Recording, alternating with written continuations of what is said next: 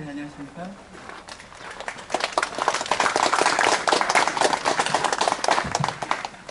네, 방금 소개받은 우석대학교의 주수환입니다.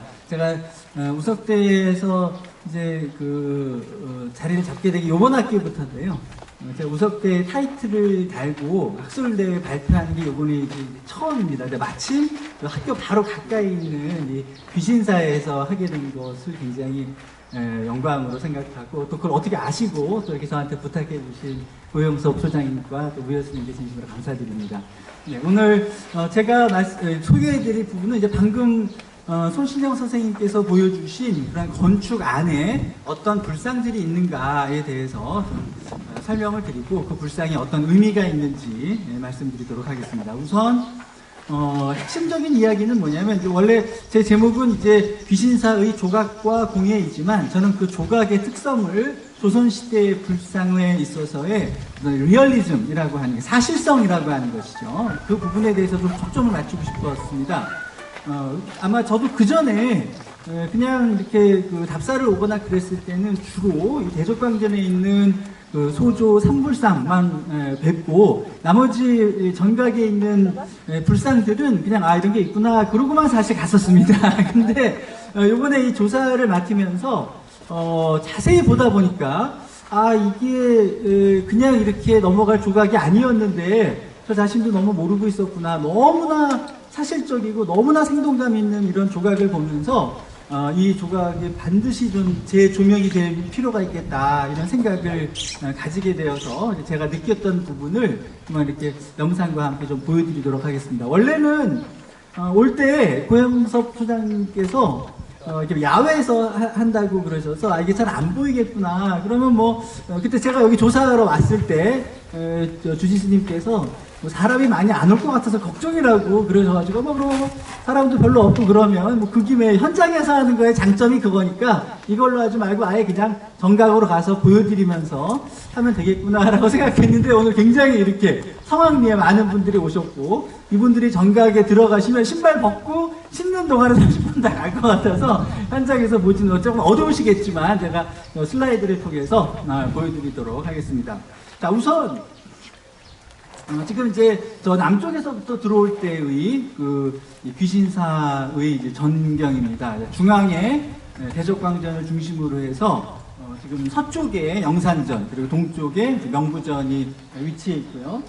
사실은 대부분의 분들이 차를 타고 오면은 옆쪽에서 이렇게 오게 되지만, 실제로는 마을 주민들이나 여기 불자님들께서 오실 때는 여기 약간 바로 주차장 밑에 사실은 저 계단을 통해서 들어오시게 되거든요. 저걸 이제 지나서 방금 요 밑 아래에 있는 두그루 나무 아래에 있는 계단을 통해서 이렇게 올라오시게 되는데, 이제 남쪽이죠. 근데 저쪽 위쪽에 탑과 또 사자를 보면은 그쪽이 원래 중심 사역에서 암자이던 시절이나 이런 데부터 시작해서 작게 시작할 때 거기서부터 동쪽을 향하고 있다가, 동쪽에도 언덕길에 또 마을이 좀 이렇게 형성이 되어 있거든요.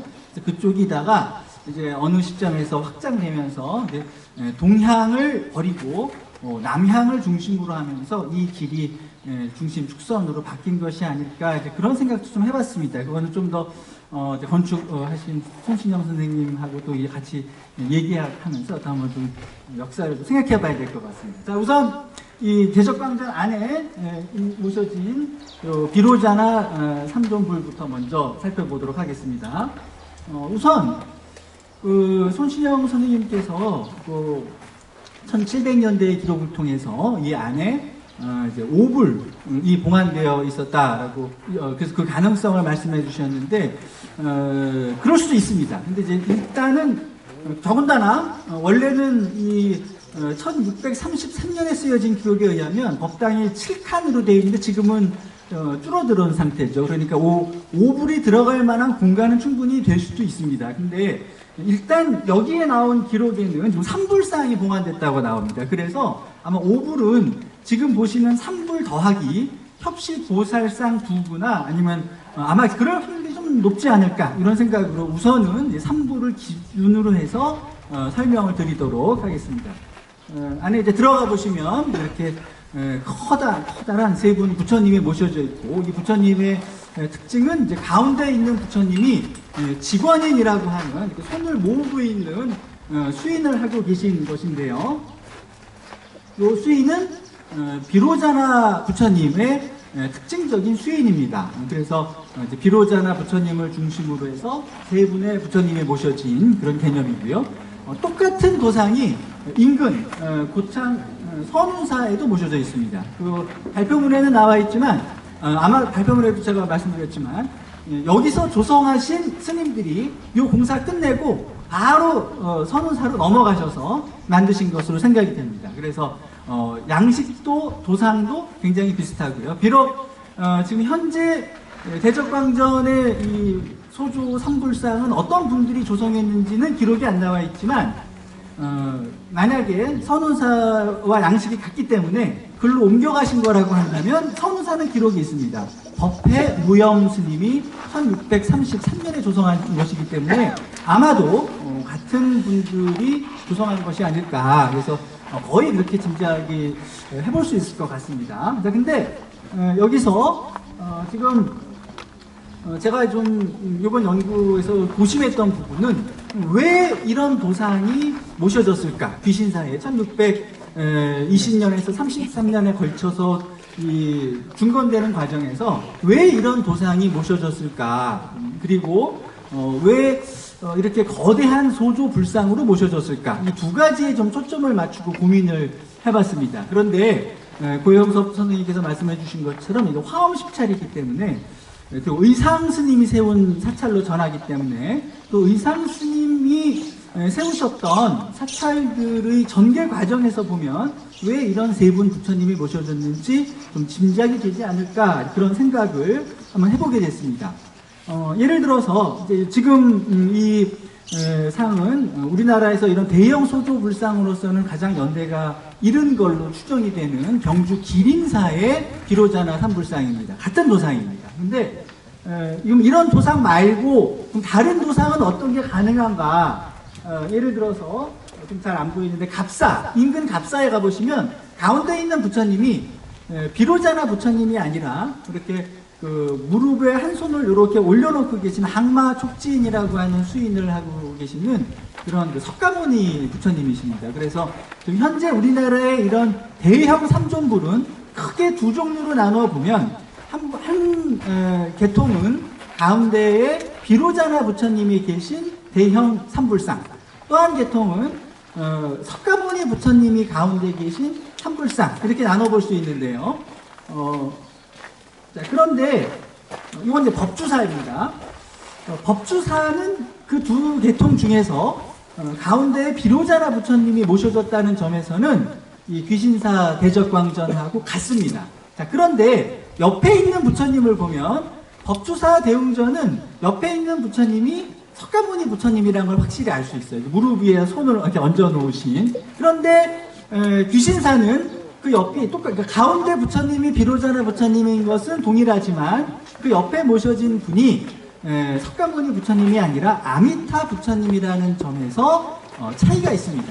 그러니까 법주사는 그 가운데 비로자나 부처님이 계시고 그 옆에 석가모니 부처님이 계시니까 그러면 저쪽 여러분 보시기에 오른쪽에 있는 저 부처님은 도대체 어느 부처님이시냐에 대해서 어떤 분은 아미타 부처님이다 이렇게 보는 분도 있고요. 또 어떤 분은 이제 노사나불이다 이렇게 보는 분도 있습니다. 사실은 아미타 부처님으로도 전형적인 예로는 아미타 부처님이라고 볼 수도 없고 노사나 부처님이라고도 볼 수도 없습니다. 그러나 그 두 부처님의 가능성이 제일 높고 저는 개인적으로는 노사나불일 가능성이 제일 높지 않을까. 그래서 사실상 이 분들은 비로자나 삼신불이라고 하는 굉장히 전형적인 도상.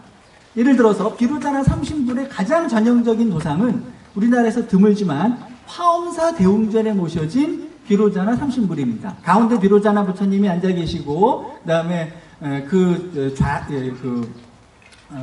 우협시로 석가모니 부처님이 앉아 계시고 좌협시로 노사나불이 앉아 계신 것인데 이 노사나불은 금방 구분이 되는 게 부처님인데도 보관을 쓰고 장엄을 걸치고 그래서 보통은 이렇게 보살처럼 보이는 부처님이 노사나불입니다. 그런데 법주사는 노사나불로 보기에는 그냥 보통의 부처님 모습을 하고 계시기 때문에 노사나불의 전형적인 모습은 아닌 것이죠. 그러나 노사나불이 저렇게 표현될 수는 있지만 아미타불이 서쪽이 아니라 동쪽에 묘사되는 경우는 사실 굉장히 좀 드문 경우였었고, 손 모습도 보통 굳이 따지자면 약사불의 수인에 더 가까운 수인을 하고 계시고, 그렇기 때문에 둘 중에 어느 거의 가능성이 더 높을까 보자면 교리상으로나 위치상으로 봤을 때 그냥 노사나불을 묘사한 것이고, 법주사는 상당히 전형적인 비로자나 삼신부를 모신 것이다, 이렇게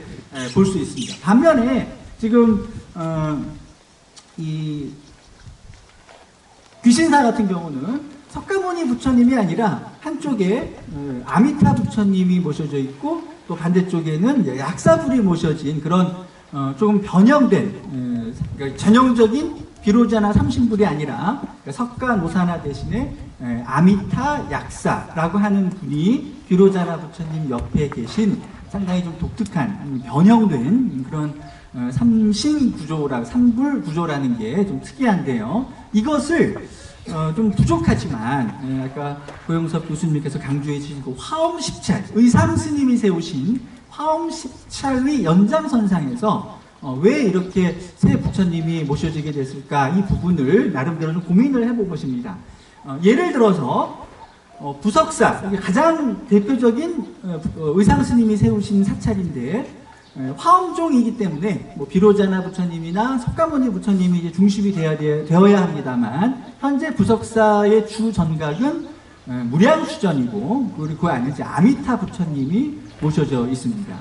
사실 저는 그 부처님을 아미타 부처님으로 보지 않고 석가모니 부처님으로 이제 보고 있습니다만, 몇몇 연구자들도 이제 그 사실상 그 부석사에 모셔져 있었다고 하는 아미타 부처님은 저 전각이 아니라 저 밑에 요거는 강당이었고, 요 밑에 따로 금당이 있어서 거기에 아마 아미타 부처님이 모셔졌을 것이다, 이렇게 추정을 하고 있는데요. 원년이든 지금의 모습이든 간에 의상스님은 아미타불을 상당히 중요시했다는 것이고, 그러면서 화엄종이셨기 때문에 아마도 비로자나 불도 같이 중시했을 것이다. 그래서 의상스님 사찰에서 보이는, 의상스님과 관계된 사찰에서 보이는 이런 석가 아미타 또는 비로자나 아미타, 이 관계가 계속 이어지면서 이 귀신사에도 계승되어 온 것이 아닐까, 그런 생각을 해볼 수 있는 것이죠.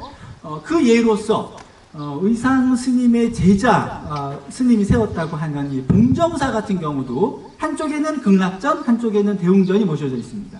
그래서 극락전은 아미타 부처님을 모신 곳, 대웅전은 석가모니 부처님을 모신 곳이라 이 두 사상이 항상 이렇게 대등한 비중을 가지고 같이 전개되는 모습을 볼 수 있고요. 그 다음에 역시 의상스님과 관련된 것으로 생각되는 풍기 비로사에도 현재 두 석불상이 존재하고 전하고 있는데요. 한 분은 비로자나불, 한 분은 아미타불입니다. 그래서 마찬가지 개념이고요.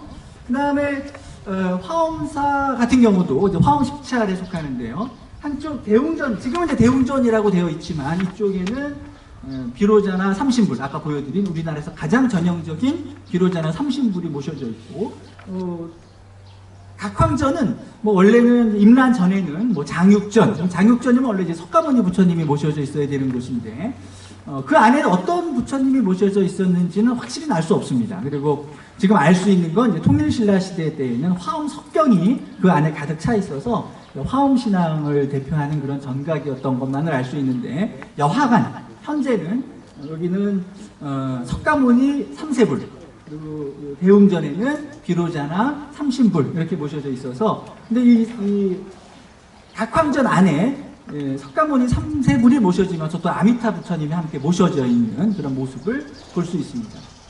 그 다음에 역시 이제 의상 스님의 제자였다고 하는 표훈 스님이 머물렀던 불국사에도 더 많은 부처님이 있었겠지만 이상의 같은 시대에 만들어진 비로자나 부처님하고 아미타 부처님이 또 일괄로 한 조로 이렇게 전해주고 있습니다. 이게 이런 두 불상들이 뭐 봉정사처럼 따로따로 전각에 모셔져 있었던 것인지, 아니면 풍계 비로사도 원래는 아마 따로따로 어디 전각에 모셔져 있었을 텐데, 그것이 사세가 기울고 법당이 하나밖에 안 되면서 두 부처님을 한 법당에 같이 모시게 되는 이제 그런 상황이 돼버린 것이죠. 아마도 귀신사에도 의상스님이 창건하시면서 아미타불, 그리고 석가모니 불 내지 비로자나 불이 모셔져 있는 전각이 있었다가 점차 하나의 법당에 이제 모셔지게 되고, 그것도 대형 불상으로 모셔지게 되고, 그리고 점차 이제 두 분만이 아니라 세 불을, 3불을 모시는 것이 하나의 전통으로 자리 잡으면서 절에 따라서 어떤 절은 뭐 약사불, 귀신사처럼 아미타불이 모셔지는 경우에는 약사불을 모시기도 하고, 그 다음에 뭐 석가모니 불을 모셨을 때는 뭐 그냥 원래의 규정에 따라서 노사나불을 모시기도 하고, 그렇게 확장되어 갔던 것이 아닌가. 그래서 왜 이 삼신불인데 이제 석가모니불 대신에 아미타 약사 부처님이 모셔진 이런 전통은 아마도 거슬러 올라가면 의상스님께서 이제 부석사를 창건하실 때 이런 아미타 신앙을 중시했던 것에서 시작해서 점차 확산 발전되어 나가면서 결국 이런 삼불을 모시게 된 것이 아닐까 한번 생각을 해봤습니다. 물론 좀 예외적인 경우도 있습니다. 아까 화엄식찰 갑사 포함이 돼 있었는데 거기는 석가모니 삼세불이 모셔져 있고, 해인사도 화엄식찰인데 거기는 또 특이하게 비로자나 부처님이 두 분이 동시에 조성된 것으로 보이는 모셔져 있어서 좀 이렇게 일괄적으로 딱 잘라서 말하기는 어렵습니다. 그러나 그 이외에 지금까지 설명해드린 다른 절에서 뭔가 아미타불 신앙이 의상스님 사찰에서는 상당히 중요시되었던 것을 보자면 일상적인 비로자나 삼신불이 아니라 굳이 아미타불을 넣은 삼불이 모셔진 그런 배경을 조금 설명해 볼 수 있지 않을까, 그런 생각이 들었습니다. 자, 그러면 사상적인 배경은 그렇고요.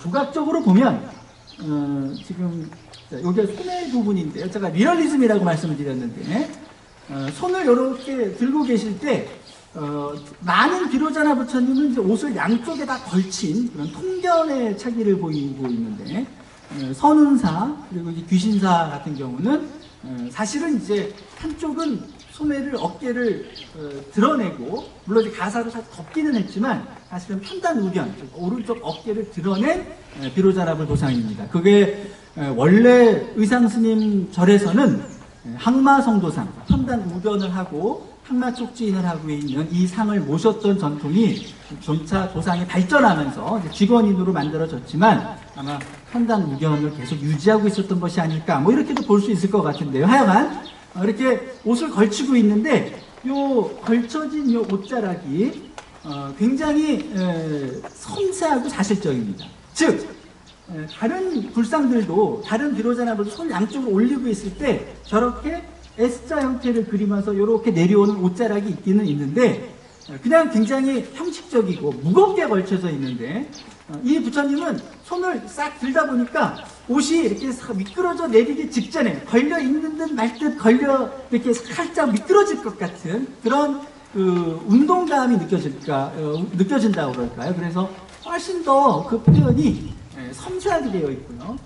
또 옆에서 이렇게 얼굴을 부처님 불안을 뵈면은 코도 굉장히 오똑하고 상당히 그러니까 지금의 이야기라면 잘생기신 그런 모습입니다. 사실 제가 이 리얼리즘이라는 거에 좀 강조를 두는 이유는 흔히 조선시대 불상은 못생겼다, 못 만들었다, 이런 의견이 굉장히 많습니다.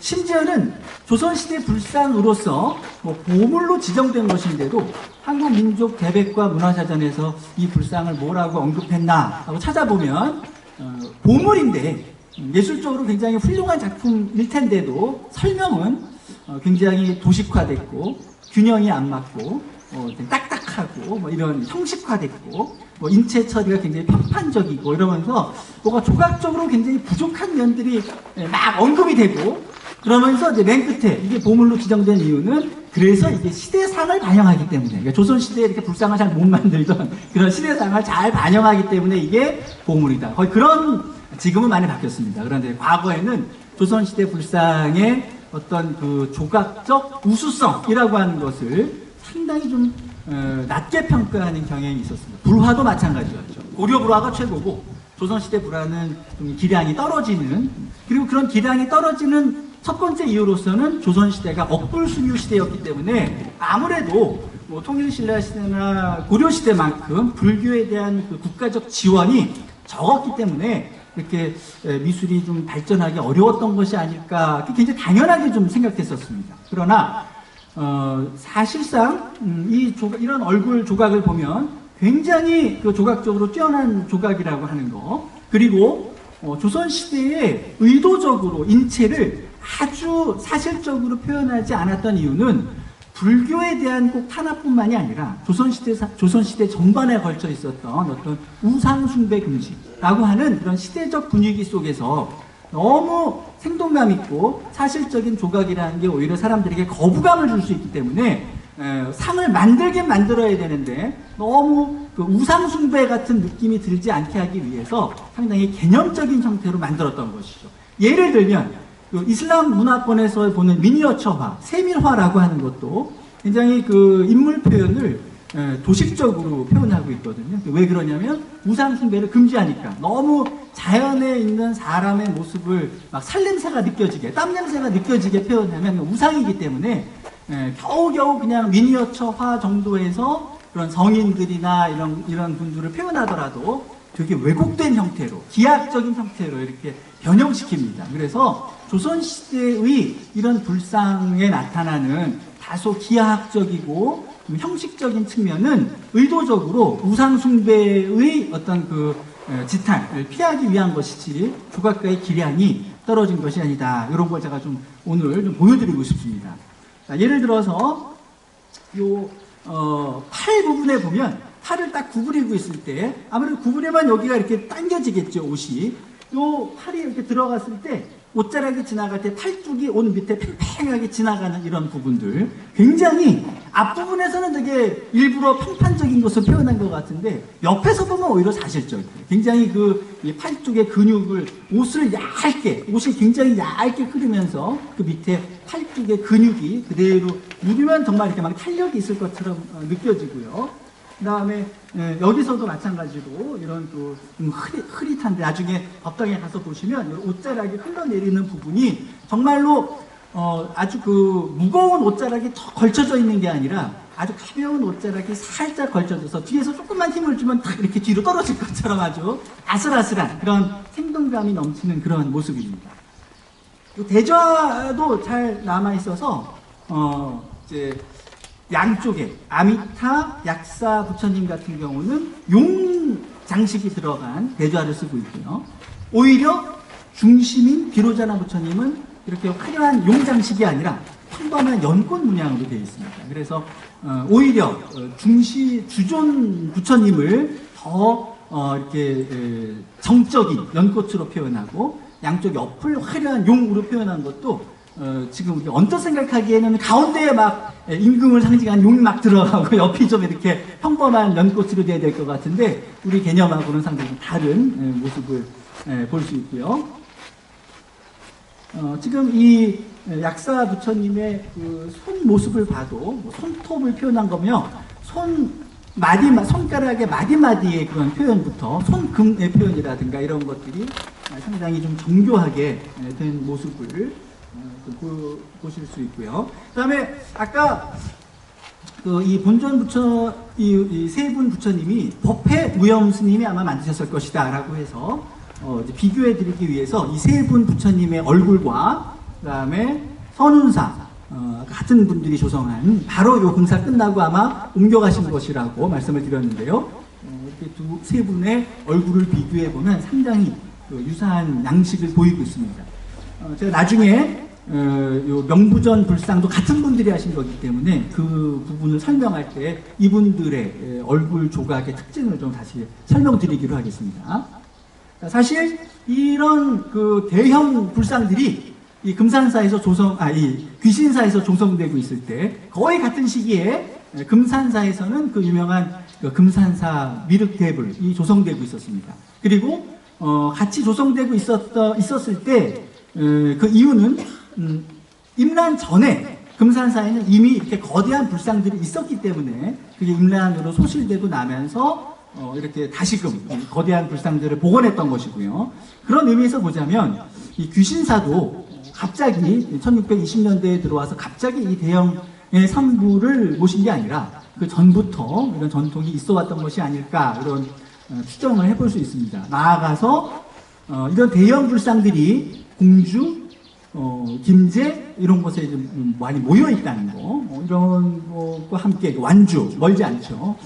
그래서 왜 이 지역에 이렇게 불상들이 대형 불상들이 많이 조성되었을까라고 하는 거에 대해서 제가 요 글에서는 이 근처에 대부분 그 분청사기 가마터가 있습니다. 그래서 그 분청사기 가마터는 이제 아무래도 도자기를 구우려면 흙이 중요하니까 그런 흙을 좋은 분청사기를 구웠을 때 썼던 그런 흙을 구할 수 있고 또 그런 흙을 준다고만 해서 되는 게 아니니까 몇 대 몇으로 섞어서 어떻게 다져서 수비라고 하죠. 그 정제해서 만드는 그런 기술자들도 필요했을 테고 그래서 혹시 이런 대형 소조 불상들이 이렇게 이쪽 근처에 잘 남아 있었던 게 혹시 이제 분청사기 가마터와 어떤 연관이 있지 않을까 이런 생각을 제가 글을 해놨는데 이 부분에 대해서 나중에 이제 최선일 토론자이신 최선일 선생님께서 또 날카로운 질문을 해주실 겁니다. 자 이제 제가 좀 더 관심을 가지고 있는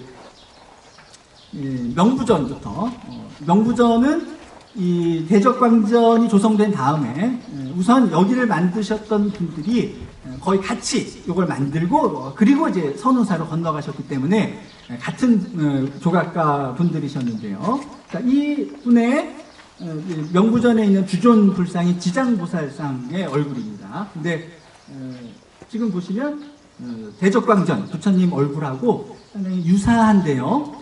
완전히 똑같진 않습니다.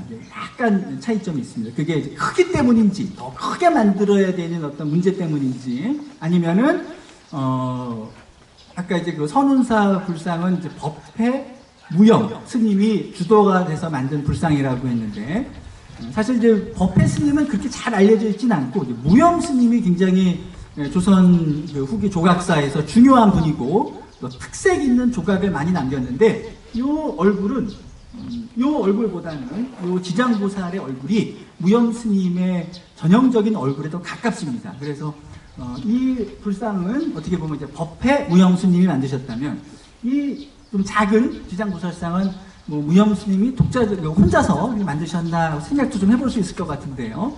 무영 스님이 만드신 얼굴, 불상의 얼굴의 특징은 제가 암기하기 쉽게 만든 명칭은 약간 그 고양이를 닮은 통통하면서 이렇게 눈도 이렇게 가필드라는 고양이 만화 아십니까? 거기에 나오면 약간 졸린 듯한 눈을 하고 있으면서 고양이처럼 입 부분 이렇게 입 주변에 볼륨감이 상당히 강조되어 있는 아주 귀여우면서 약간 눈을 살짝 감고 있는 그런 고양이형 얼굴. 이게 무영 스님의 독특한 모습인데 그런 모습이 대적광전보다 오히려 명부전 조각에서는 더 잘 드러나고 있습니다. 이게 이제 무영 스님의 대표작 중에 하나인 속초 신흥사에 있는 그 불상 아미타 부처님 모습인데요. 목조입니다. 그래서 그 목조와 소조상이 조금 다르겠지만 기본적으로 같은 얼굴 모습이라는 걸 알 수 있고요.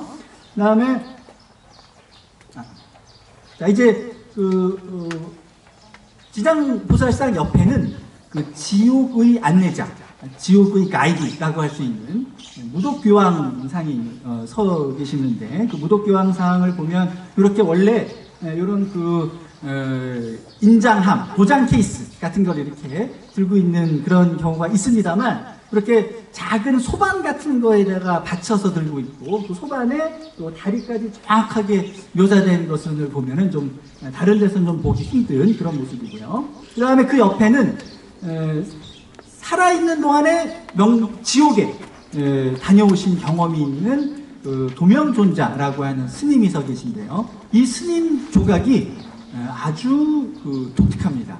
언뜻 보면 그냥 똑같은 스님의 모습인데 자 여기 보시면 옷을 가사죠. 바깥에 걸쳐 있는 가사를 보면 가사를 이쪽에 그 금구 장식, 지금으로 말하자면 금 단추 같은 거를 묶어서 입고 계신데, 여기가 이렇게 끌어올려지니까 밑부분이 같이 딸려 올라간, 요렇게 여기에 맞춰서 딱 딸려 올라가게끔, 한쪽을 당기면 한쪽이 딸려 올라가게 되는 거죠.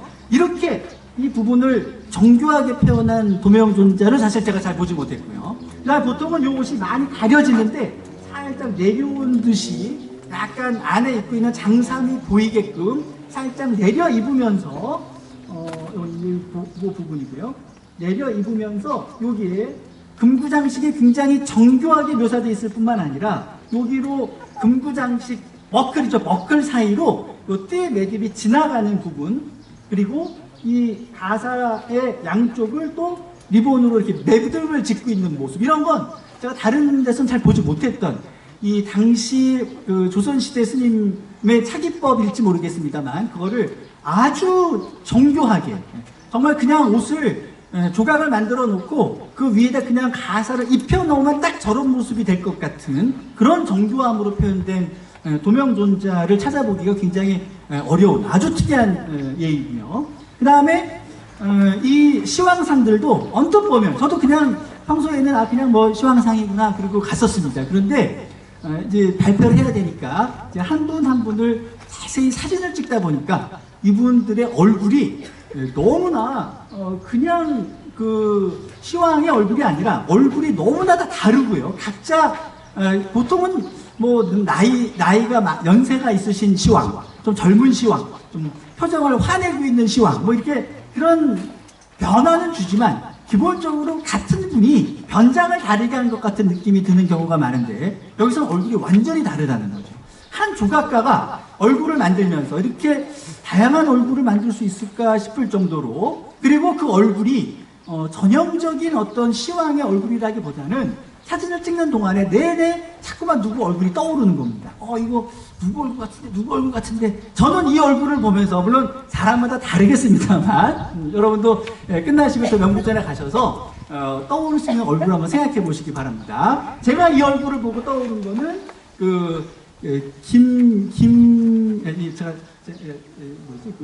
개그맨 중에 김원중인가 김원효라는 개그맨이 있는데요.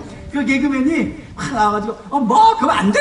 막 할 때 그때 막 표정이랑 너무 똑같은 거예요. 그래서 야, 이렇게 어떻게 이렇게 생동감 있게 했나 이런 느낌이 들고요. 그 다음에 어떤 시황께서는 이 모자, 이 복두를 다시 막 고쳐 쓰고 있는 그런 모습입니다. 이거 굉장히 특이한데요. 사실은 불화 속에서는 종종 보이는 모습입니다. 이렇게 이거 고쳐 쓰는 모습이 통도사 시황도에 보시면 판관 중에 한 판관이 여기 보시면 이렇게 복두를 이렇게 고쳐 쓰고 있죠. 이게 왜 저런 표현을 넣어놨을까 잘 모르겠어요. 근데 아마도 저렇게 해놓다 보니까 막 굴려 나온 듯한, 자 재판이 일어났다 빨리 와라 그러니까 이제 허겁지가 막 와가지고 아이고 빨리 재판해야지 그러고 막 온 것 같은 그런 극적인 요소를 강조하고 있어요. 그래서 조각 속에서는 못 보고 불화 속에서는 흔히 봤는데 조각에서는 이미 1630년대쯤에 저렇게 재판장의 시황이 복두를 저렇게 고쳐 쓰고 있는 모습이 저기 저렇게 생생하게 드러나는구나, 그런 걸 볼 수 있었고요. 그 다음에 또 이제 여러 시황들과 함께 얼굴이 아까 보신 거랑 완전히 달라요. 그래서 저는 좀 생각에 실제 이런 조각을 할 때 모델을 두고 했던 것이 아닌가라고 싶을 정도로, 사실 그런 기록은 없기 때문에 제가 말씀을 드릴 수 없습니다. 그런데 모델을 두지 않으면 정말 힘들 정도죠. 자, 그 사자의 모습을 한번, 판관의 모습을 보시면 요 얼굴도요. 누구 닮았냐면 이 김병철 배우. 또 얼굴이 너무 닮은 거예요. 사진에 좀 이 배우분에게 똑같은 표정을 지으라면 더 닮았을 것 같아요. 이렇게 하나하나 따지고 보면은 너무 닮은 얼굴들이 실제로 그냥 봤던 얼굴인데 하는 얼굴일 정도로 너무나 생동감이 있는 것이죠. 여기 뭐 이런 동료, 재판을 돕는 그런 소녀의 모습인데, 이런 얼굴을 보면 이게 그냥 상상으로만 만들어낸 얼굴이니까 너무 누군가 이 작업을 할 때 옆에서 작업을 돕기 위해서 왔다 갔다 했던 누군가를 모델로 했던 것이 아닐까. 그리고 막 사진을 찍는 동안에 이 소녀가 사진 렌즈를 넘어서 저를 많이 바라보고 있는 것 같은 거예요. 그래서 야, 제가 아까 이제 고영석 선생님께서 이 귀신사로 소설도 있다고 그랬는데 제가 한 편 좀 써보고 싶다. 어떤 거냐면 이제 근처에서 이제 동학혁명이 일어났지 않습니까? 그래서 이제 막 동학군들이 막 그 왜군들한테 쫓겨가지고 여기까지 막 이렇게 숨어 들어오는 거예요. 그래서 막 지장보살님께 살려주세요, 살려주세요 하니까 그래서 이제 숨어 있었는데 이제 외병들이 여기 있겠지 이러고 확 들어왔는데 아무도 없어진 거, 다 없어진 거죠. 그러니까 지장보살님이 전부 자신의 권속으로 만들어서 이렇게 숨겨주신 그런 이야기가 하나 좀 나오면 좋지 않을까. 제가 나중에 한번 써보겠습니다. 하여튼 그 정도로 상 하나하나의 얼굴이 너무너무 개성이 있고 이런 얼굴들도 그렇고요. 도저히 같은 사람이 만든 얼굴이라고는 좀 보기 어려운 것이죠. 그래서 특히 또 금강 역사 마치 지금 어디 딱 서 있다가 거기 뭐야 왜 들어와 하면서 막 한마디 하면서 붙잡으려고 고개를 숙이고 우리를 향해서 이렇게 막 주의를 주고 있는 그런 모습도 너무나 생동감이 들고요. 그 다음에 요 영산전 조각들은 네네. 네. 영산전의 조각들도 요거는 이제 중국의 산도성 제남 영암사에 있는 중국의 나한상 중에서 가장 훌륭하다고 하는 그런 나한상들입니다. 굉장히 사실적이죠. 자세, 막 지금 스님들이 서로 막 말씀 나누고 있는 것처럼. 근데 저는 그거만큼 사실적인 조각을 구미 대둔사에서 보고 상당히 놀랐었습니다. 아, 우리나라에도 저런 게 있구나. 이거는 중국이 아니라 우리나라 구미 대둔사입니다. 근데 저는 우리나라 보통 나한상들 그러면 이렇게 좀 해학적인 모습이라든가 다소 좀 이렇게 도식화된 그런 모습들이 많은데 여기 귀신사의 이 나한상들을 보면서 정말 우리나라 조선시대 사실주의 조각의 절정을 보여주는 조각이 작품들이 아니다. 여기 손 보십시오. 손 늘어뜨린 요 손. 이거 보면은 저는 너무나 요 손이 사실적이어서 이거 혹시 요즘에 만들 때 새로 복원한 거 아닌가라고 했었습니다. 그런데 요 영산전은 인균 스님이 만든 거고요. 인균 스님의 특징이 저 손가락이 길고 섬세하게 만드는 겁니다. 그래서 이 영산전의 조각들도 전부 다 같은 사실주의적 조각의 영향 속에서 만들어진 것이라는 거. 그리고 마지막 이것만 보여드려요. 이거는 이 조각상을 보면서 제가 떠오른 얼굴은 건축사로 굉장히 저명하신 김동현 선생님의 얼굴과 너무 닮아서 그분을 대하는 것 같은 느낌이 막 들기도 하고 그랬습니다. 저는 그래서 결론적으로 조선시대 조각이 너무 도식화됐다, 형식화됐다 그렇게 이야기하고 있지만 이 귀신사에 모셔진 영산전과 명부전의 조각을 보면 결코 그런 이야기를 할 수 없을 것이다. 아마 임남 후에 달라진 세계관, 그리고 더 넓어진 세계관이 이런 과감한 사실적인 조각을 가능하게 만들었던 것이 아닌가. 그래서 더 관심을 가지고 좀 더 깊은 연구가 필요하지 않나 말씀드리면서 발표를 마치겠습니다. 감사합니다.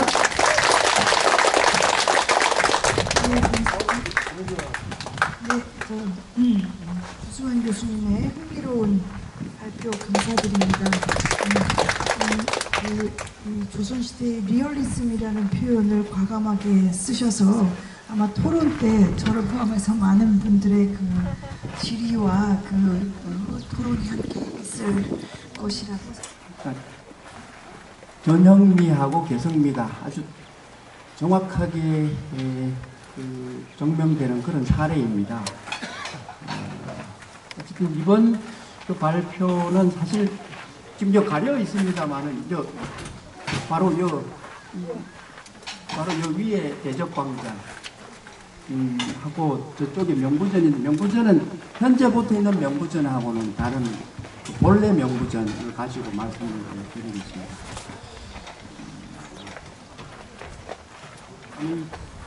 PPT에서는 사진이 희미한데 아마 직접 대적광전을 보시면은 아주 삼엄한 필획, 말하자면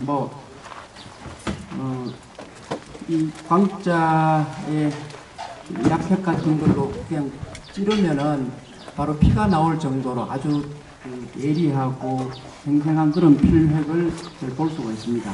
반면에 이 명부전은 서체 구조나 골격은 대적광전하고 다르진 않지만은 필획에 있어서 아주 자유로운, 아까 수환 선생님이 이제 땀 냄새, 피 냄새 말씀하시는데 이거는 그만큼 개성미가 두드러지는, 그러니까 전형을 토대로 해서 자기의 일선 사람의 개성미가 아주 두드러지는데, 도대체 대적광전은 이렇게 엄정하게 하고 명부전은 이런 전형미를 토대로 하면서도 자유롭게 인간미가 느껴지는 이런 글씨들이 나오는데 왜 그럴까, 이런 중심으로 한번 보면 좋겠습니다.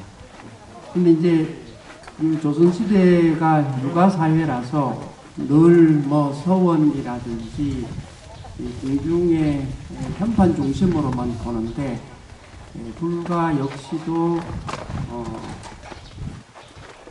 그 궁중이나 서원 현판 글씨하고 다르지가 않다. 그러한 전형미하고 개성미들이 뚜렷하게 간직되고 있는 것이 또 이런 대적광전이나 명부전을 통해서 확인할 수 있다 하는 것을 염두에 두고 보겠습니다. 그래서 사찰 편액이지만은 서원이라든지 이 궁중과 함께 보편적인 그런 흐름 속에서 글씨가 구사가 되는데, 그래서 편액의 정의하고 성격을 먼저 한번 보고 또 이신사 명부전 또 대적광전을 보도록 하겠습니다. 지금 이거는 돈이문의 글씨입니다. 뭐 지금 돈이문이라고 하는 이 작은 글씨는 뭐 사진상 보이지는 않지만은 이 현판이라고 하는 것은 건물하고 떨어져서는 절대로 성립될 수가 없습니다. 말하자면 저는 그렇게 봅니다. 그 건물의 얼굴, 그 정확하게 얘기하면 눈과 같은 존재가 이 현판인데, 우리 시대 와서는 그냥 빌딩 짓고 건물은 아주 부차적으로 붙이고 말고 뭐 그런데, 조선시대만 하더라도 이 건물과 현판은 불가분의 관계에 있다. 그래서 현판이 어떤 이름으로 걸리느냐에 따라서 이 건물의 정체성을 규명하는 거다. 그래서 활용 점정과 같은 존재가 이 건물의 현판이다. 그래서 대적광전이나 명부전도 뭐 같은 맥락에서 이해될 수가 있다. 뭐 대적광전은 뭐 잘 아시다시피 이제 비로자나부를 모신 이 절에서 가장 중심적인 공간이기 때문에 글씨 역시도 있도록 아주 엄정단아하게 아주 굵은 필획으로 구사되고 있다. 그리고 공간도 아주 전형적으로 균형을 잡아가면서 분배되고 있다는 그런 것을 볼 수 있겠습니다. 그래서 편액의 역사하고 종류 한번 먼저 보겠습니다.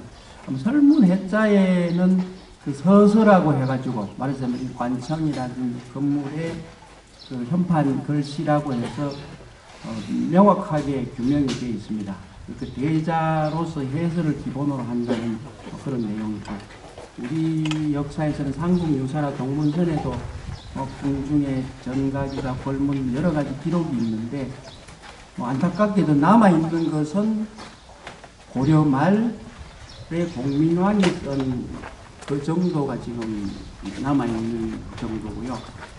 굳이 대자로 치면 쌍계성문, 이거는 최치원이 쓴 그 쌍계사 들어가다 보면 일관경영이 가장 전형적으로 구성되고 있다. 말하자면 조선 초 15세기 예컨대 뭐 한글이라고 하는 이런 전형적인 문화가 창출되는 것하고 똑같이 이 글씨에서도 구현이 되고 있다고 하는 것을 볼 수가 있겠습니다.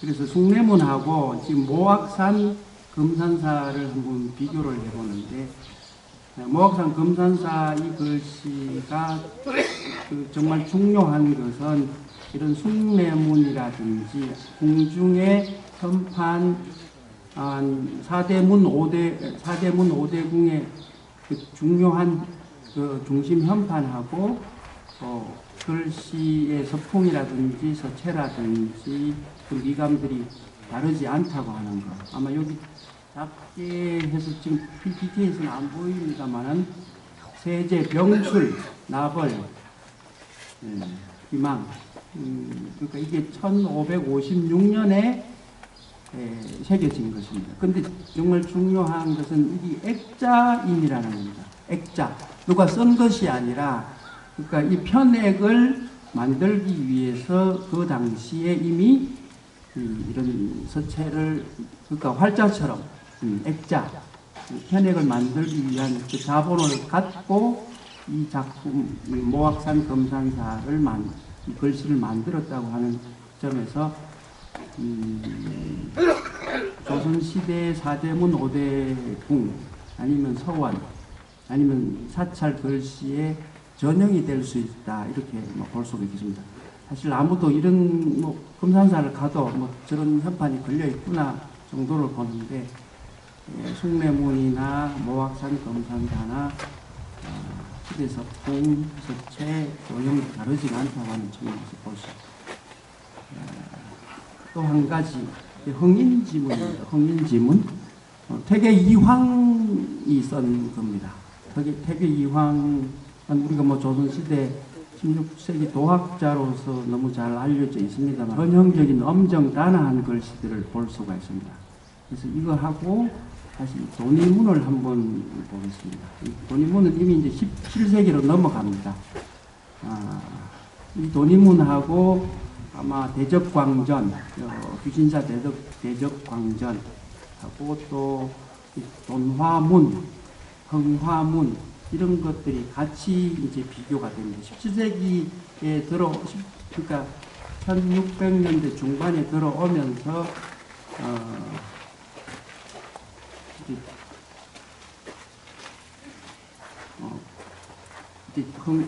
도니문이라든지 전형적인 미를 중심으로 하는 그런 글씨들이 서원이나 궁중이나 사찰 할 것도 없이 다 만들어지고 있다고 볼 수 있고, 근데 19세기, 18세기 조선 후기에 들어오면서 이제 원교 이광사가 쓴 이런 대홍보전, 그러니까 그리고 이제 영천 언해사 대웅전, 주사 김정희의 글씨입니다. 물론 전형미를 전제로 하고 있지만은 그런 시대 서풍들이 달라지고 있다는 것을 한번 비교해 볼 수가 있습니다. 그래서 이제 대적광전, 명부전의 이제 서체 조형을 한번 보겠습니다.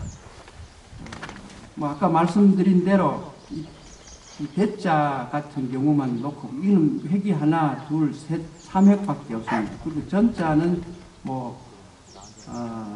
하나, 둘, 셋, 넷, 다섯, 여섯, 일곱, 여덟, 아홉, 열, 열하나, 열둘, 열세, 열네.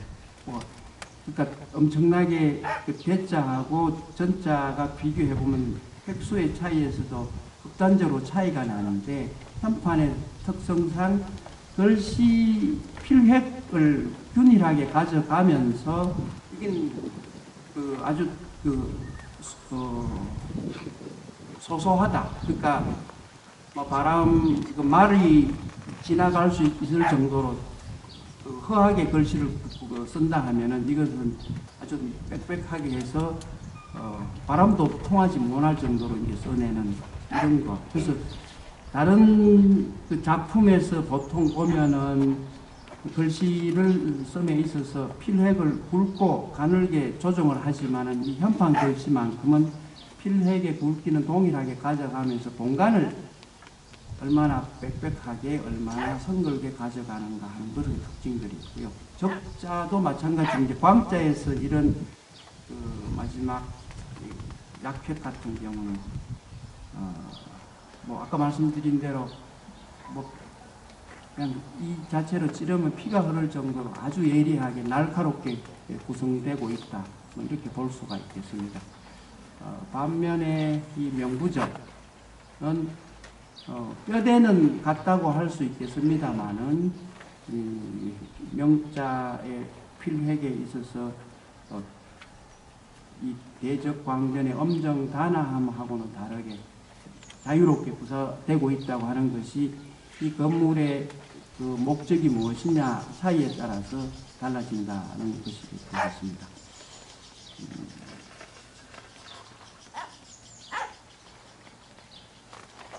그래서 대적광전 명부전의 이제 제작 시기를 한번 보겠습니다. 아마 건축 말씀하시면서 다들 언급이 됐을 것 같은데, 명부전하고 대적광전 그 중창 때가 자수무경의 전주모학산 신사 사적입니다. 기록에 의하면은 1657년, 효종 8년입니다. 대웅전을 총설했다고 하고, 또 기신사는 대적광전 현판 글씨의 제작 시기가 그래서 서체 조형 턱질과 석풍 그리고 중창 영대로 볼 때 석봉 한호 계자천자문 피리를 이은 17세기 조선 중기로 이제 판단이 됩니다. 특히 기신사 대적광전과 같은 서체 석풍 글씨가 이제 구례 화엄사 의창군 이광이 쓴 대웅전하고 지리산 화엄사라고 하는 글씨가 있습니다. 1636년에 쓴 겁니다. 그래서 이 귀신사의 대적광전이나 명부전 글씨가 이런 화엄사의 글씨 서풍하고 다르지 않다고 하는 것도 한번 볼 수가 있습니다. 그건 제가 PPT로 다시 보여드리도록 하겠습니다. 여기서 중요한 것이 의창군 이광이 누구냐라는 문제고, 의창군 이광의 글씨가 한석봉의 대자천자문하고 어떤 연관관계가 있는가를 볼 수 있는데, 선조대왕이 석봉 한호를 총애했고, 너무나 잘 알듯이 석봉 한호가 1583년에 천자문을 선조대왕 어명으로 해서 또 만들어내는데, 석봉 한호의 천자문이 초서천자문하고 그러니까 해서천자문 아주 전형적인, 그러니까 조선 400년간 모든 학동들이 처음 공부하면서 교과서로 썼던 그 글씨. 그리고 이제 또 한 가지 석봉 한호가 쓴 중요한, 특히 현판을 얘기할, 편액을 얘기할 때 뗄래야 뗄 수 없는 것이 대자천자문을 써냅니다. 그래서 석봉체를 절개 쓴 것으로 보아 아들인 의창군도 마찬가지입니다.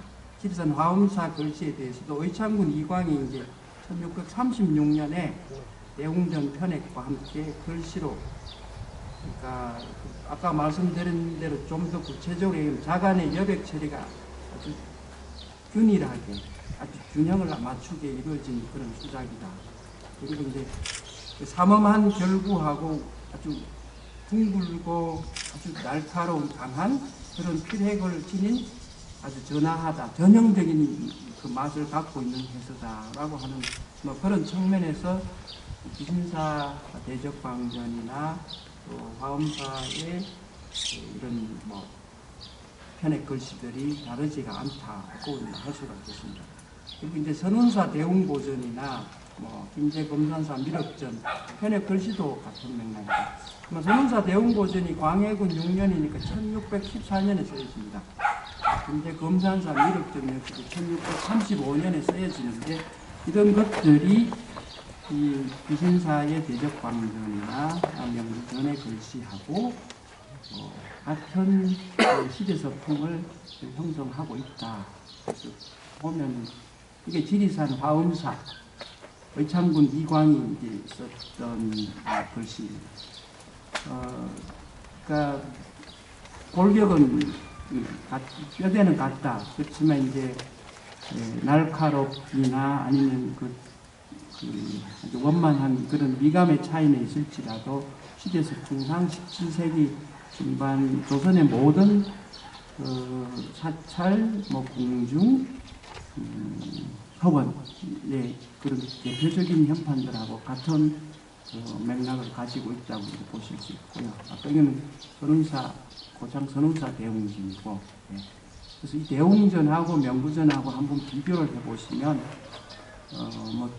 주부를 모신 대웅전, 또 명부전, 부차적인 그런 공간의 명부전, 골격은 같지만 더 자유롭게 구사되는 것이, 개성미가 두드러지는 것이 명부전이다. 볼 수가 있겠습니다. 그래서 아까 잠시 언급을 했습니다만 대적광전하고 명부전의 이 서체 연원이 도대체 어디서 나오느냐. 예. 말하자면 이런 글씨가 되겠습니다. 독불조목이다 나오는데 이게 원나라의 그 스님 설암이라는 분이 계십니다. 이 원나라 설암 스님의 글씨가 고려말 조선 초에 전해졌고 이 고려말 조선 초에 이 글씨들이 뭐 왕실이나 뭐 사대부 할 것 없이 대자서를 쓰는 데는 기본 교과서로 널리 유통이 됐습니다. 한번 아마 그 자료집에 보시면 뭐 상세하게 나와 있습니다만 말하자면 국격 조선 왕조 실록에 조명구 정도가 등을 인쇄해 성경관에 보내주도록 명하다고 한 그 조에 보면 이런 얘기가 나옵니다. 주자소에 전조하기를 조서관에 소장한 기포첩 중에서 조명구의 정도가 진초천자문 동서명과 함께 왕인시 동방삭전 난중기 그리고 이제 설암의 두타철이라고 하는 것이 대자글씨의 전형적인 교과서가 됩니다. 모범으로 함께 하라고 하였다. 이런 기록들 나오고 아마 이런 기록들은 무수하게 나오는데 또 한 가지는 설암체 유행을 증명할 수 있는 것이 이런 내용이고 다음 단락에 우리나라 사람들이 모두 설암의 해를 숭상하는데 조금 기이하고 특별하긴 하지만 해를 얻지 못하면 마침내 글자 모양이 대단히 유추하게 된다. 그래서 진나라 글자 같은 것이 없다. 내가 장차 구해주겠다 하는 것도 조선왕조실록에 세종조에 나옵니다. 그러니까 그만큼 고려말 조선 초에 이 대자서의 교과서로서 이 설암첩이 유행됐다. 그러니까 특히 춘종첩이나 병이삼첩이나 동명과 같은 이런 것들이 유행된 걸 볼 수 있습니다. 근데 이 오른쪽이 그 사람의 글씨고 왼쪽이 아까 말씀드린 한석봉이 쓴 대자천자문입니다. 대자천자문. 아마 이들이 화면에서 밝아서 잘 구분은 안 됩니다만은 그 사람의 대자 글씨를 한석봉이 어떻게 조선화시키고 자기화시켰는지를 정확하게 볼 수 있는 증거 자료가 되겠습니다. 천지현황, 우수공황인데 말 그대로 획어로 치면은 마제와 잠수가 아주 뚜렷합니다. 그리고 그 결국 그 글자의 짜임새로 보면 아주 전형적인 것, 간과 결구가 아주 균형 있게 배분되는 그런 거를 분명히 보실 수가 있고 또 한 가지는 이제 살이 퉁퉁하게 찐 것보다도 아주 골격을 제대로 세워서 구사되고 있는 것을 볼 수 있는데 이런 걸 알 수 있겠습니다. 근데 이제 대자천자문이라고 하는 거 한번 이 숭례문하고도 한번 비교해 볼 수 있고요. 이미 숭례문은 15세기 중반에서 15세기 쓰여진 것이기 초반에 쓰여진 것이기 때문에 이 한석봉이 대자천자문을 만들 16세기 후반 글씨하고는 다르다. 그래서 숭례문이나 아까 금산사 모악산 금산사를 썼던 그런 액자 그 활자와 같은 그런 것이 다르다고 하는 것도 한번 보실 수 있겠습니다. 지금 보여드리는 이겁니다. 모악산 금산사 이거는 1556년에 석봉 한호의 대자천자문을 쓴 것이 아니라 그 이전에 이런 설암체를 현판 글씨의 그 모본으로 삼아서 만들어졌던 그런 사례를 볼 수 있습니다. 그러니까 말하자면 이 모악산 금산사의 글씨하고 석봉 한호가 쓴 대자천자문을 기본으로 한 글씨는 16세기, 17세기 이 시대 서풍상 그 엄격하게 말하면 다르다. 뭐 골격은 같다 이런 측면에서 아마 보실 수가 있겠습니다. 글씨마저도 조선의 그러니까 중국하고도 다른 그런 조선의 아주 전형미를 볼 수가 있다. 뭐 그래서 이 비신사 대적광전 역시도 그러한 전형미의 연장에서 이해가 될 수 있다. 영호루, 위력전, 다시 이제 뭐 숭례문, 모압산 금산사, 도리문, 대웅전, 대웅보전. 이 작품 대웅보전하고 대적광전 한번 비교를 해보시면 전라도 일대 많은 사찰에서 아주 보편적으로 구사되던 그러한 글씨고 서풍이다. 아까 말씀드린 대로 지리산 화엄사하고 또 대적광전하고도 한번 이렇게 보실 필요가 있고 또 한 가지는 이제 이렇게 17세기의 전형적인 시대 서풍을 공유하고 있다 한다면 18세기 원교 이광사가 해남 대흥사에 쓴 대웅보전하고 비교를 해보면 분명하게 그 시대 서풍이 차이가 나는 걸 볼 수 있습니다. 대웅보전하고 대적광전을 보면 원교 입장에서는 아주 전형적으로 구사한다고 하지만 행기가 들어있고 아주 개성적인 그런 글씨를 구사하고 있는 걸 볼 수 있고 19세기 오면은 이 밑에 대웅전, 영천언해사 대웅전인데 그러니까 17세기, 18세기, 19세기 전형미와 함께 시대서풍이 어떻게 다른지를 비교해서 볼 수가 있습니다. 주사 김정희 가선 말하자면 제주도 유배 바로 직후에 그 해배가 되고 난 바로 직후에 영천언해사가 다 불이 나고 나서 주사가 영천언해사 현판 전부를 다 쓰는데 그 중에 하나가 대웅전이었어요. 근데 이게 19세기 말에 들어오면은 남정철이 쓴 대한문 그리고 이제 임태영이 썼던 광화문 이거는 그 유리 원판을 모태로 해서 새로 이제 복원을 한 것인데 원 글씨의 미감하고는 다른 뭐 차이가 있겠습니다만은 뭐 골격은 뭐 같다 이렇게 볼 수 있겠습니다. 그래서 잘 보시면은 이런 고려 말, 조선 초, 중기, 뭐 17세기, 18세기, 19세기, 또 19세기 말 이런 큰 흐름 속에서 비신사 대적광전의 서풍이나 미감 그 자체가 어떻게 갖고도 다른지를 볼 수가 있습니다. 그런데 이제 한 가지 명부전의 개성미라고 하는 것은 이제 말하자면 부처님을 모시는 그런 그 큰 법당의 글씨가 전형미라면 이 명부전 글씨는 아주 개성미가 두드러진다고 얘기를 했는데 이거는 다른 유가 아니면은 또 다른 절에서도 절집에서도 부속 공간에서 쓰여지는 그런 현판 글씨를 비교해보면 이는 몽성각입니다. 안동권시 동택에 있는 몽성 아주 초선해서 이렇게 쓰여지는 거고 이거는 미수 허목이 선 17세기 때 충효당입니다. 안동의 충효당이고요. 이거는 노구당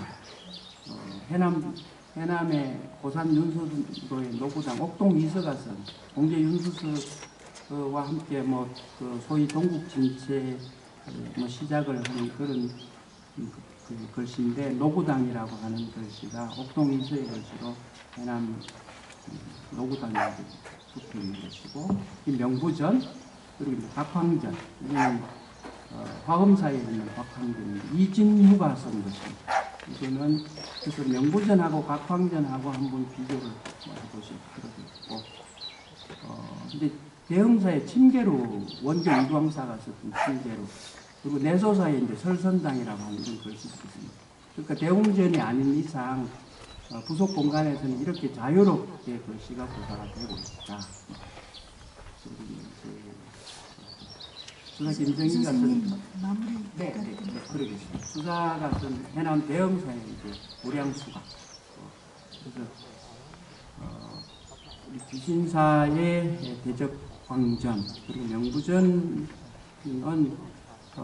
어떻게 보면 여느 사찰에 가면 뭐 그냥 그 일반적으로 보일 수 있는 글씨라고 대충 넘길 수도 있지만 구체적으로 우리가 보면은 17세기의 그 조선시대 전부 그러니까 사찰이나 뭐 왕실이나 서원을 통틀어서 아주 전형미와 개성미를 대표하는 그런 글씨다고 뭐 할 수가 있겠습니다.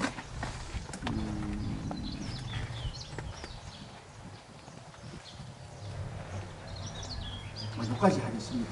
감사합니다. 박수 부탁드리겠습니다. 예, 전북대학교 남혜경입니다.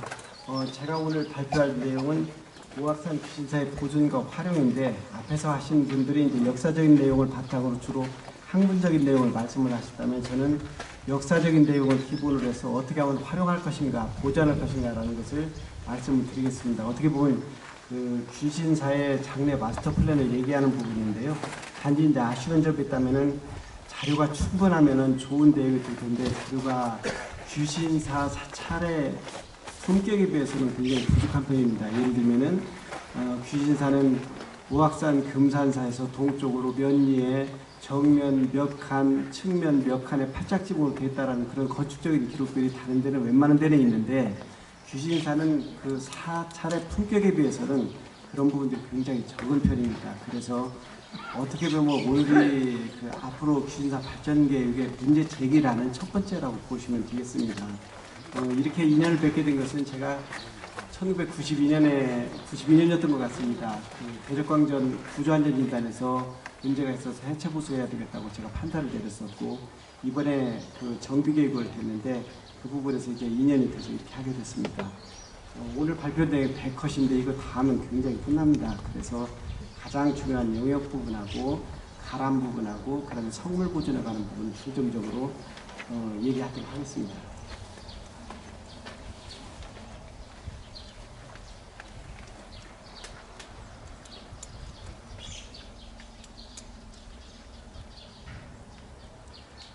앞에서 이제 그 역사적인 내용 부분들은 다 말씀을 하셨기 때문에 오히려 제가 시간을 줄일 수도 있을 것 같고 덕을 볼 것 같습니다. 그래서 넘어가겠습니다.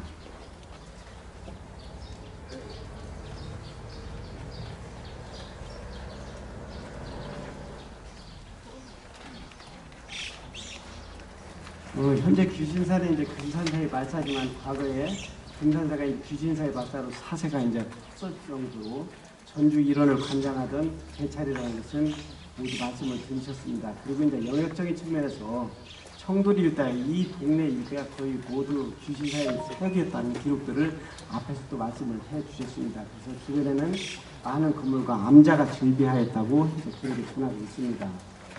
이런 부분들을 쭉 말씀을 해주셨고요. 귀신사에서 이제 1999년에 시골조사가 한 번 있었는데 그때 가정이라는 명명이 새긴 안막세가 됐었고 막세를 사용할 정도의 위상이었다는 것을 보여주고 있고요. 그 다음에 이제 그 아까 이제 일본 사람들이 이제 그 귀신사에 진을 쳐서 300명의 왜군이 진을 쳤다라는 그런 내용들이 있고요. 이게 넘어가는 거 한번 봐주시면. 그 다음에 1550년 전화 시점에서 대찰로서의 두을 갖췄다는 그런 내용도 있고요. 그리고 이제 그 현재 대적광전 모습이 변했다는 내용과 유일하게 2층 법당이 허물어져 남아있는 데라고서 2층 법당이라는 내용도 있고요.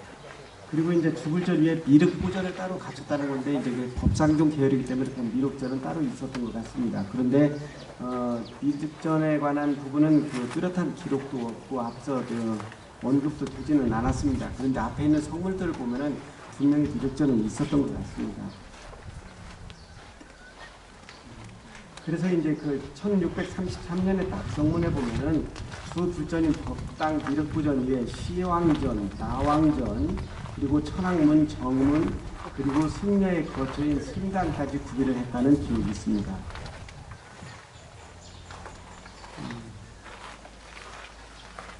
그 다음에 이제 금산면 귀신사 임계복록의 1943년 기록인데요. 조선 후기 이래 축소된 기물을 유지하고 있는데 미륵선은 사라지고 없다라는 내용이 있고요. 그 다음에 수리는 1970년대 이전에는 우리나라 그 문화재청에서 뚜렷하게 그 기록 같은 것을 남기지는 않았습니다. 그때 1970년부터 해서 2009년 설법전 시축할 때까지 기록들이 남아 있습니다. 먼저 가장 중요한 부분이 이제 귀신사 영역인데요. 지금 여기서 잘 보이시는지 모르겠는데 귀신사가 있다고 하면 370m 떨어진 앞 지점에 귀신사 부두가 있습니다. 여기 이제 귀신사 부두가 있는데 여기 귀신사 부두가 있는 걸로 봐서는 이 영역까지가 저희 전부가 이제 귀신사 영역이 아니었겠느냐라고 추정을 하고 있습니다. 실제적으로 전체적인 지형이나 이런 부분들 보면 여기까지 갔을 수 있는 가능성은 있다고 저희는 판단하고 있습니다. 그래서 보시면 경내에 보면 이제 왼쪽에 보시는 성물들이 이렇게 있고요. 그 다음에 여기는 앞에 들어오는 계단 앞부분에 초석이 있는데 이건 본래 자리였던 것 같습니다. 그래서 이게 본래 이제 그 금산사 보제로 쳐면 문루에 사용됐던 초석이 아니었을까라고 이제 판단이 되고 있고요. 그 다음에 여기는 화장실 앞에 초석을 이렇게 쓰고 있는데 옛날에 기단으로 썼던 석재들이 그대로 사용을 한 것 같습니다. 그리고 앞에 석축 부분 그리고 그 석축 부분과 계단 부분에도 단간지주로 썼던 그런 석재들 그리고 이제 그 기단이나 아니면 초석으로 썼던 석재들을 쉽게 볼 수가 있습니다.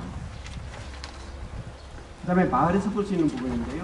여기 이제 그 담장 부분인데 여기 담장 부분은 이제 절에서 큰 절에서 썼던 초석이나 이런 육으로 보이는 흔적들이 많이 남아 있습니다. 그리고 이제 여기 이 부분은 이제 와페하고 돌들인데 제가 이 마을 중앙 부분에서 이렇게 어렵지 않게 기와하고 그다음에 돌들 모아가지고 왔는데 이게 전부 다 이제 그 옛날에 귀신사 흔적들을 볼 수 있는 내용들이고요. 여기 이제 축대를 쌓는데 여기도 마찬가지로 그런 내용들을 볼 수가 있습니다. 이런 것들을 보면은 귀신사 영역이 이 마을 전체 청돌 일대가 전부였다는 것을 어느 정도 짐작을 하는데 본격적인 조사는 이루어지지 않았습니다. 그래서 앞으로 귀신사의 영역을 확장하게 한다면 저희는 지금 현재 1구역 부분은 지금 현재 이 귀신사 영역이 되겠습니다. 이 구역은 앞에 있는 1009분까지 있을 것이다라는 거고 3구역은 앞에 있는 이 부분까지인데 지금 현재 도로로 여기가 잘려져 있습니다. 그래서 앞으로 우리가 활용을 하게 된다면 여기까지는 그래도 가능하지 않겠느냐라는 생각을 하는데 현실적으로 이 지역 넘어서 1구역 넘어서는 현실적으로 굉장히 어려움이 많습니다. 그래서 그런 부분이 있는데 요새 이제 앞으로 우리가 장기적인 마스터 플랜을 세워서 해야 될 내용이 좀 따라가겠습니다. 귀신사의 가람에 관한 부분은 화엄 시찰에 관해서 앞에서 선생님들이 말씀을 다 해주셨습니다. 그래서 이제 그 화엄 시찰들에 관한 사찰들을 보면은 여기 전부 다 이제 가람 배치를 이제 쭉 나눠졌는데 주로 이제 그 가운데 중정 공간을 중심으로 해서 대웅전이 있고 그다음에 보제인데 이게 누각이 되겠습니다. 이게 불의 화엄사입니다. 그리고 대웅전과 누각이 쭉 축을 이루면서 공간을 형성하고 주변에 불전이 배치된 형식을 보여주고 있습니다. 영주 구석사 배치도 마찬가지로 축이 여기서 약간 꺾여져서 가기는 했지만 중정을 중심으로 해서 대웅전과 주변의 불전들이 배치가 되어 있습니다. 그 다음에 부산 범어사 배치도도 마찬가지가 되겠습니다. 그리고 이제 보원사, 화엄 시찰인 갑사, 그 다음에 비설산, 용천사, 옥천사가 되겠습니다. 이런 부분들 배치들을 보면은 거의 전부가 이렇게 그 대웅전과 건물질 중으로 축이 이렇게 형성해두고 가운데 중정이 있고 그 다음에 건물질들이 이렇게 배치가 되어 있는데 이 축선이 반듯하게 가는 경우도 있고 꺾어지는 경우도 있고 해서 약간의 변형된 상태를 보여주고 있습니다. 그 다음에 이제 같은 시기에 건축된 그 사찰들의 가람 배치를 살펴봤습니다. 무의사가 되겠는데 여기도 마찬가지로 대웅전이 있고 그 다음에 이 앞에 부분에 누각 부분에 발굴한 내용이 되겠습니다. 그래서 축을 중심으로 해서 가운데 중정이 있고 그 다음에 좌우로 해서 불전이 배치된 형식이 되겠습니다. 그 다음에 671년에 건축들 동정사 가람배치인데요. 여기도 마찬가지로 대웅전이 있고 그다음에 문이 있고 문루가 있고 그리고 이게 축을 형성을 하면서 가운데 중정을 형성하고 있습니다.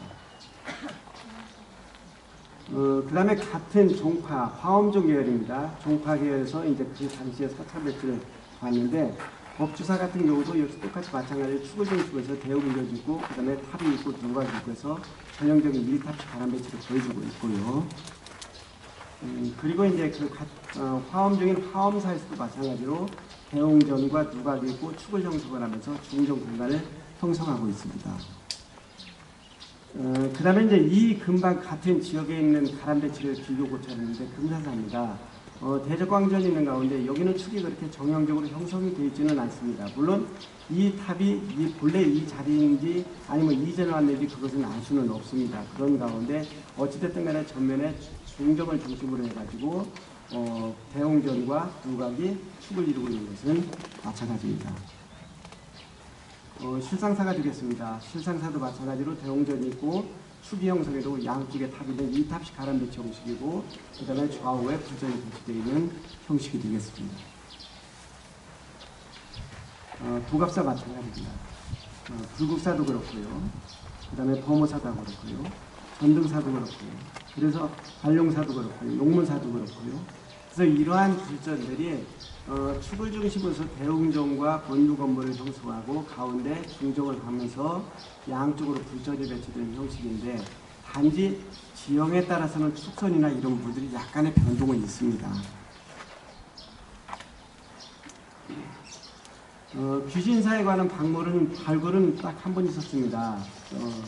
2002년에 전북대학교 박물관에서 발굴을 했는데 여기 지금 대적광전이 있는데 여기 이제 요사체가 있고요. 그 다음에 여기 이제 그 타가 있는데 여기에서 건물주가 나왔는데 이게 문루 건물이 아닐 것이냐라고 이제 추정을 하고 있습니다. 지금 앞에서 보여준 초석은 지금 이 지역에 하나가 있는 겁니다. 그래서 이 지역에 누각이 있을 것이다 하면은 여기도 마찬가지로 대적광전이 있는 가운데 축을 형성을 하고 이 누각 건물이 형성하고 있는 그런 형태를 그대로 볼 수가 있습니다. 1994년의 사진인데요. 명부전 옮기기 전입니다. 이게 대적광전이고 이게 명부전 건물입니다. 명부전 건물입니다. 지금으로 얘기하면 저 오른쪽에 있는 요사체 건물이 되겠습니다. 이게 이제 뒤쪽으로 이사를 갔고요. 그리고 이제 이쪽에 요사체가 있는 형태인데 본래 이제 명부전이 있었던 자리가 되겠습니다. 귀신사 현재 회당은 대적광전을 중심으로 해가지고 요사체가 있고요. 명부전이 이쪽에서 이쪽으로 이사를 갔습니다. 그리고 영산전이 있고 해서 가운데 마당 위에는 특별하게 가람을 형성하고 있지는 않습니다. 사진에서 보시는 것과 같습니다. 그래서 앞으로 이런 부분의 가람에 관한 것은 어떻게 형성할 것이냐가 우리의 숙제가 되겠습니다. 지금까지 내용을 고찰해 보면은 화엄 시찰의 배치 영향을 받은 것은 분명한 것 같다. 그래서 영주 부석사나 구례 화엄사나 범어사나 이런 내용들을 이제 같이 이렇게 담고 있다는 내용을 볼 수 있고요. 주 불전인 대웅전을 중심으로 좌우에 전각이 배치됐을 것이다. 그리고 독립된 공간에 이제 요사체를 배치했을 것이다. 그다음에 대차례 가람은 유지가 있었을 것이다라는 것이고요. 그래서 이제 그러한 내용들을 반영해서 귀신사가 배치가 되어야 되지 않겠느냐. 특히 누각이 위치할 것으로 예상되는 2002년 시발굴 통해서 이게 건물지가 있었음을 확인을 했기 때문에 여기 부분은 바로 복원 내용을 수집해도 가능하지 않겠느냐라고 생각합니다.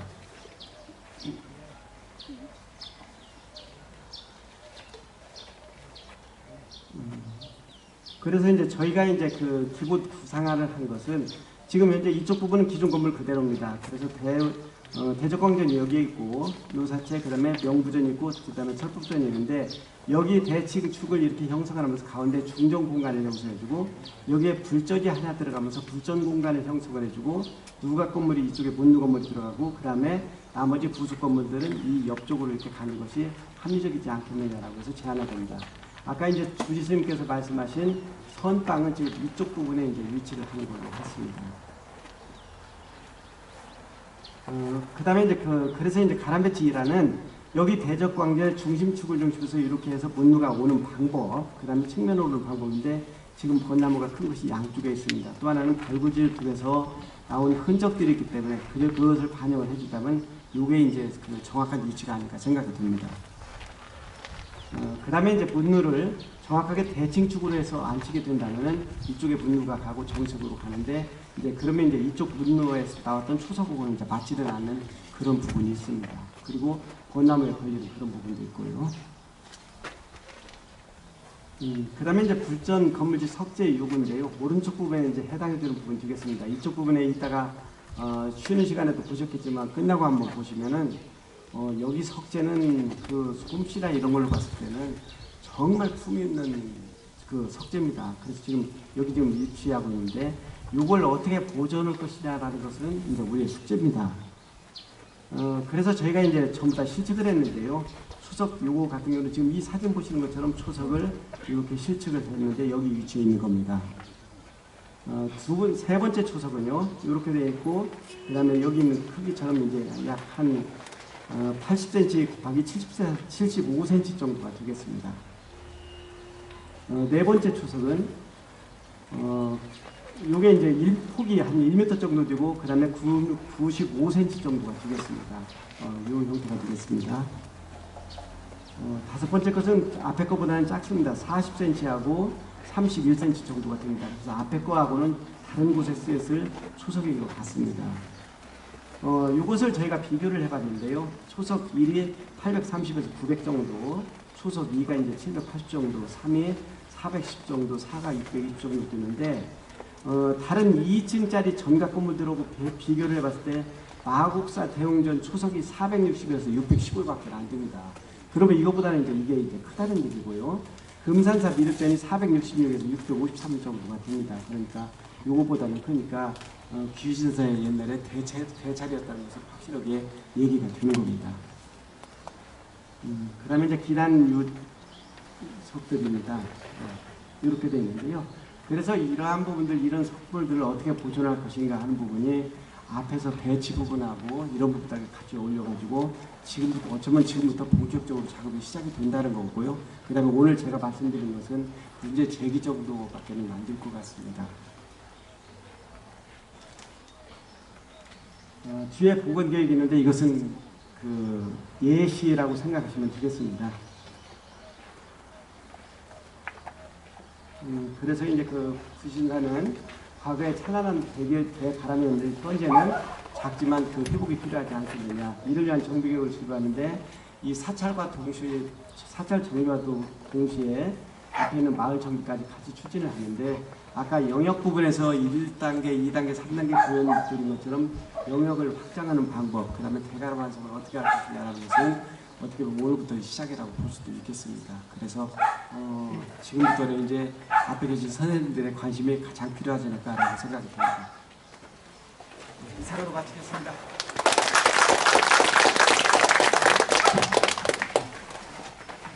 남 교수님 감사합니다. 그 최단 기록 끝내주셔가지고 감사합니다. 남 교수님은 앞으로 귀신사가 나아가야 할 방향, 어떻게 나아가야 할 것인지에 대해서 발표를 해주셨습니다. 장시간에 걸쳐서 5분의 그 소중한 발표가 다 끝났습니다. 한 10분 정도 여기 자리 장례 정리를 좀 하고